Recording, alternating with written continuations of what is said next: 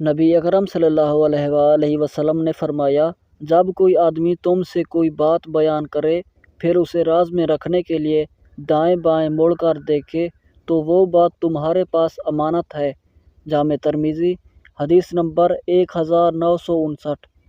رسول اللہ صلی اللہ علیہ وآلہ وسلم نے فرمایا، سچ بولو، اس لیے کہ سچ نیکی کی طرف رہنمائی کرتا ہے اور نیکی جنت کی طرف رہنمائی کرتی ہے۔ آدمی ہمیشہ سچ بولتا ہے اور سچ کی تلاش میں رہتا ہے یہاں تک کہ وہ اللہ کے نزدیک سچا لکھ دیا جاتا ہے۔ اور جھوٹ سے بچو، اس لیے کہ جھوٹ گناہ کی طرف رہنمائی کرتا ہے اور گناہ میں لے جاتا ہے۔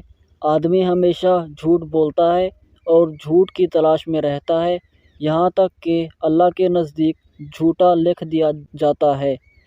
جامع ترمذی حدیث نمبر 1971۔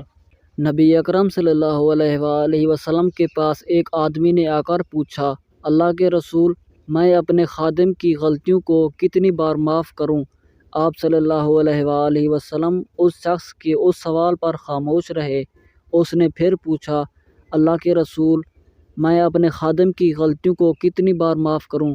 آپ صلی اللہ علیہ وآلہ وسلم نے فرمایا، ہر دن 70 بار معاف کرو۔ جامع ترمذی حدیث نمبر 1949۔ رسول اللہ صلی اللہ علیہ وآلہ وسلم نے فرمایا، جو دوسروں کو نقصان پہنچائے اللہ اسے نقصان پہنچائے گا اور جو دوسروں کو تکلیف دے اللہ اسے تکلیف دے گا۔ جامع ترمذی حدیث نمبر 1940۔ رسول اللہ صلی اللہ علیہ وآلہ وسلم نے فرمایا، جماعت کے ساتھ کسی کی نماز بازار میں یا اپنے گھر میں نماز پڑھنے سے درجوں میں کچھ اوپر 20 درجے زیادہ فضیلت رکھتی ہے، کیونکہ جب ایک شخص اچھی طرح وضو کرتا ہے پھر مسجد میں صرف نماز کے ارادہ سے آتا ہے، نماز کے سوا اور چیز اسے لے جانے کا باعث نہیں بنتی، تو جو بھی قدم وہ اٹھاتا ہے اس سے ایک درجہ اس کا بلند ہوتا ہے یا اس کی وجہ سے ایک گناہ اس کا معاف ہوتا ہے۔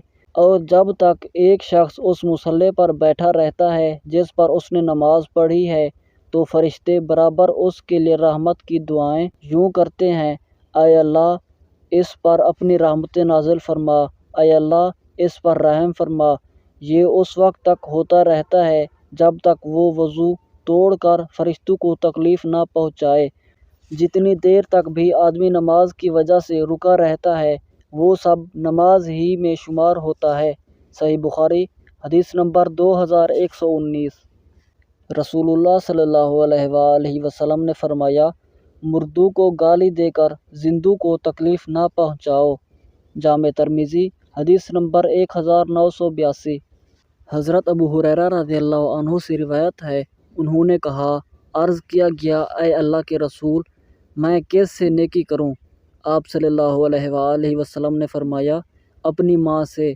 پوچھنے والے نے کہا، اس کے بعد کس سے؟ فرمایا، اپنی ماں سے۔ اس نے کہا، اس کے بعد کس سے کروں؟ فرمایا، اپنے باپ سے۔ اس نے کہا کہ اس کے بعد کس سے؟ فرمایا، جو زیادہ قریبی تعلق رکھتا ہو، پھر جو اس کے بعد زیادہ قریبی ہو۔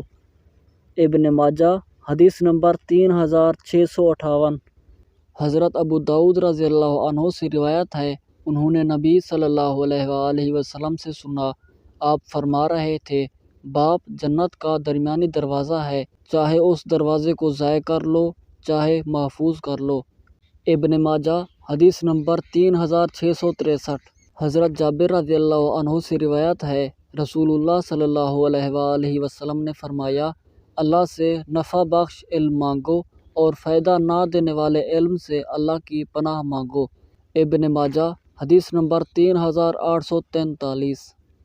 حضرت ابو ہریرہ رضی اللہ عنہ سے روایت ہے، رسول اللہ صلی اللہ علیہ وآلہ وسلم نے فرمایا، تم میں سے ایک کی دعا قبول ہوتی رہتی ہے جب تک کہ وہ جلد بازی نہ کرے۔ عرض کیا گیا، اے اللہ کے رسول، وہ جلد بازی کس طرح کرتا ہے؟ آپ صلی اللہ علیہ وآلہ وسلم نے فرمایا، وہ کہتا ہے، میں نے اللہ سے دعا کی لیکن اللہ نے میری دعا قبول نہیں کی۔ ابن ماجہ حدیث نمبر 3853۔